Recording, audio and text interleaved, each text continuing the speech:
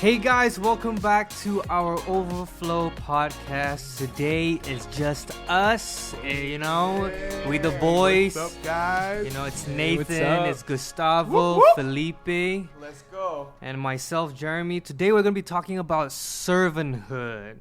All right, it's going to be a really exciting topic today. So our first question to all of us is, what is the definition of servanthood? Let's start with, Nathan. Well, what is the definition of servanthood? I would say a definition of servanthood is laying your life down to serve others in just a selfless life. To sum it up, I really just think it's like living a selfless life. Right. Yeah, that's good. Felipe, what do you think? What do you think servanthood is? I think it's putting your interests aside just to help people and do what's better, not just for you, but for the whole community. That's good. Gustavo, what about you? Yeah. Actually, I just wanted to read this verse. It says, in Mark 10:45, it says, "For even the Son of Man did not come to be served, but to serve, and to give his life a ransom for many." So basically, in that verse, it's talking about how Jesus came down and he just laid his life down. So I think that basically explains what servanthood is. Yeah. You just that's put your really interests good. aside. Yeah, that's really good. Yeah, I think all of us pretty much just summed it up and with the same idea. It's really just coming and just being humble and just serving others before ourselves. Yeah. So, being a really diverse group here, we've got people from Brazil, people from London, people from America and Asia. What are some examples that you guys can give about servanthood? So Felipe coming from Brazil, Nathan coming from an African American background, Gustavo coming from Brazilian English, Brazilian English background. So Both. let's start with Nathan. What are some examples of servanthood that you can think of?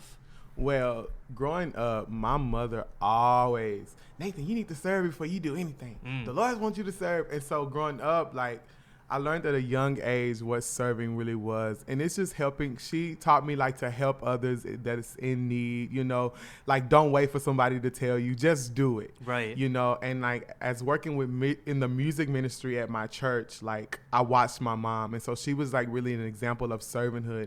I watched her sacrifice so many things over her own desires, just to make sure that people were good and just to make sure people felt comfortable. And so I established what servanthood really was at a young age. And so growing up in a black church, we really don't talk about it like we should. Right. If you want me to be honest. But, just watching my mother and my father just be examples of what servanthood was and just being there to support each other and just living, not just talking about it, but living it really helped me learn what a true servant was. Right. So I don't know if that makes sense. Yeah, but, that makes sense. I'm just going to go off on that.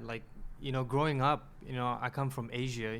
My dad is a senior pastor. So, every day you see him working out of the clock.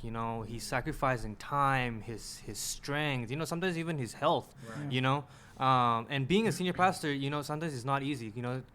Pastors leave, you got to take over the role. And so there's so many things he's doing.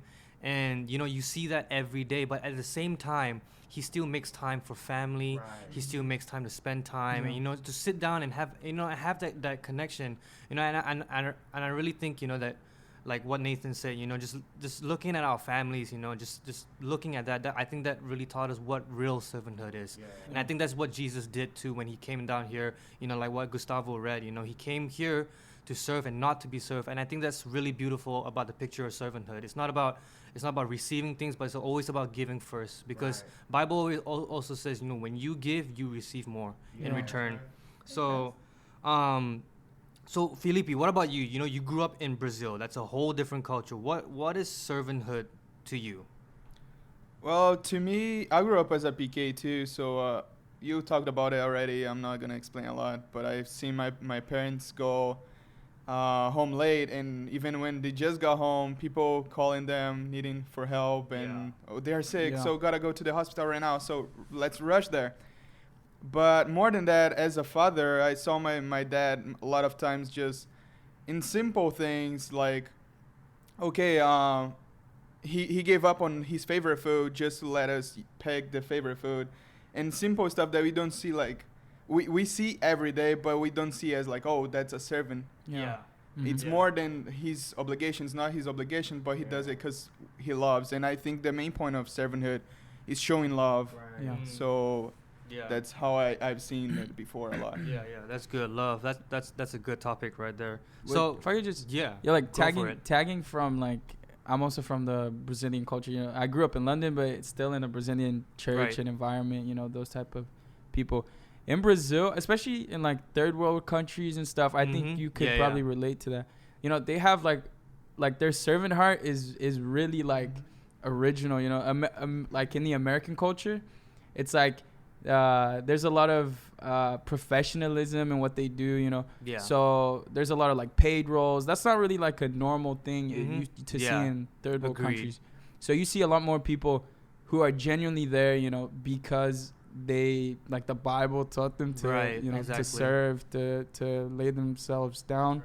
So I think you see a lot of like originality and someone who is genuine in these third world countries, you know. Yeah. So I think that's where I learned that from, you know, to not go for the pay or to not go for, you know, what you can receive, but truly what you can lay down. Yeah, So yeah. I think that's what you learn. Yeah, that's really good. That's really good. So with that we all just came up with, you know, genuinity, love, and all this. So in a worship team, how can we create a culture of servanthood? What is some of the ways that we can think of that we can create a culture of servanthood? Nathan, you wanna take this one first? I believe just leading by example. Yeah. Like if you want to raise a generation on what serving is, you also have to show them what it is. Mhm. And so with formatting a worship team, like I feel like, you know, everything that you do it to the best of your ability so that the people that are watching you, they'll be able to know that, hey, he's serious about this and I want to be like that, you know, Yeah. and just show them the importance of what serving really is, you know. Make them serve outside of the worship team, Yeah. like outside of the stage. Let Yeah. them know that, you know, that it's not just about singing and holding the mic or dancing on the stage or how loud you can sing, but it's really about your heart, Yeah. your heart posture. Yeah. So I feel like just raising them up to have the right heart posture, to let them know to show love in everything that they do, and just honor the Lord in everything that Yeah. they do. Yeah, Because yeah. we are really just serving Him. And as Gustavo said earlier, that He was a servant. He didn't, you know, so. Yeah. That's really good. Felipe, you have anything to say? I just want to say, like, I think to create a culture at all, like, you need to show what's the main purpose of it. Yeah.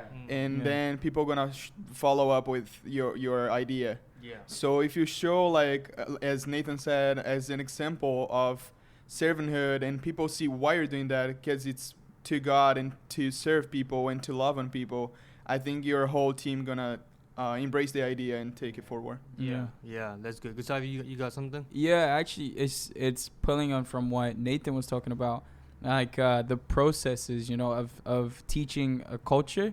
Like for example, in the church that I attend, Shoreline, they have like this. It's called Growth Track. So you attend like these courses where they like sort of teach you the culture of the church, like just like basic stuff, you know, Yeah. who the posture is, like what they work in, like groups and stuff, and then before you serve in the worship team, you have to serve in different areas of the church. Mm-hmm. So that develops your heart. You know, it's not about being on stage. You know, a person who works the lights is just as important as the worship leader. You know, Yeah.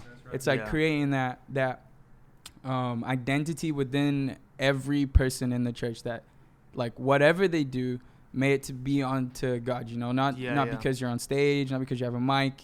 I think that's how you create a culture, you know. You literally put it into like a practical term, like we make a course, you know, and you go through the stages to learn. I think that's a cool way. Yeah, that's really good. And I think another way of creating culture is also a lot of humility. Yeah. Because I think sometimes we get so caught up in our position, you know, on stage and with all the cool lights, that we lose focus of what we're really doing this for.